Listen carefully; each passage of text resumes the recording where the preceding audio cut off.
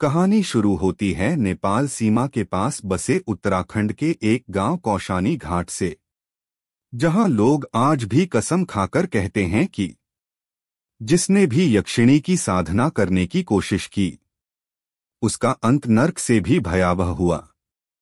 क्योंकि मान्यता है कि यक्षिणी एक शक्तिशाली अदृश्य सत्ता है, जो साधना सफल होने पर साधक को असीम धन, अद्भुत आकर्षण और अविश्वसनीय शक्तियां प्रदान करती है।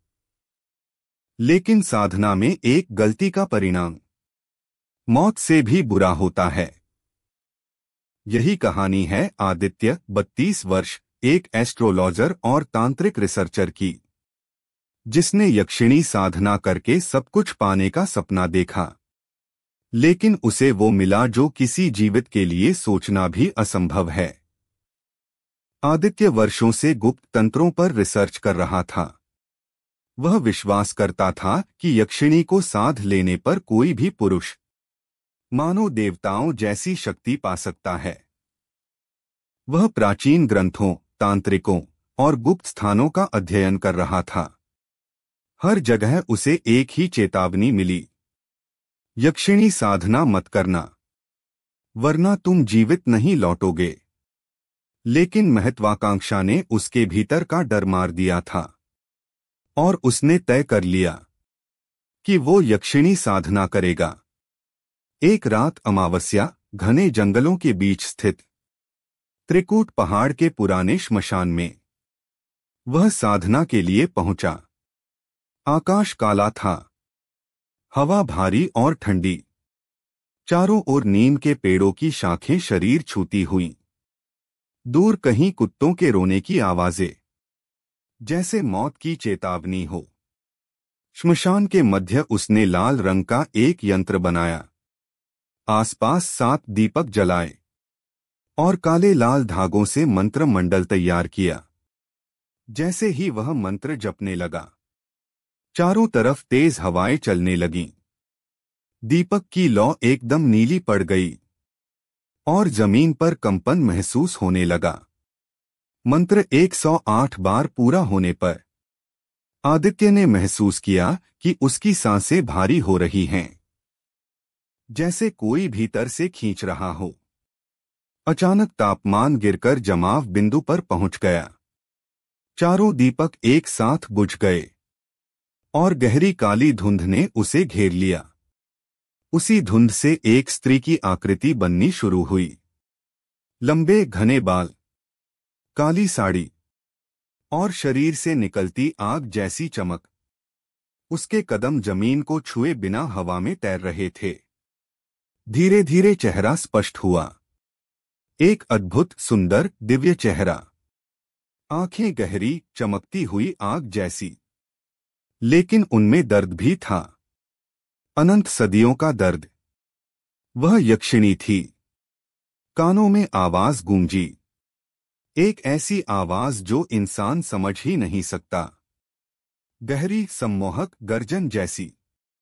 यक्षिणी ने बिना होंठ हिलाए बोलना शुरू किया, लेकिन आवाज सीधे दिमाग में उतर रही थी।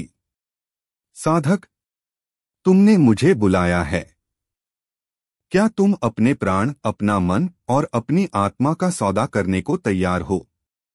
आदित्य शक्ति के नशे में अंधा था। उसने हामी भर दी। यक्षिणी धीरे से उसके करीब आई, उसके शरीर को छुआ और आदित्य के शरीर में बिजली जैसी लहर दौड़ गई। उसने बताया, यक्षिणी साधना के आखिरी चरण में साधक को बिना भय और बिना पाप सोचे यक्षिणी की आंखों में सीधा देखना होता है। लेकिन जो ऐसा करता है, उसकी आत्मा हमेशा के लिए यक्षिणी की दासी बन जाती है।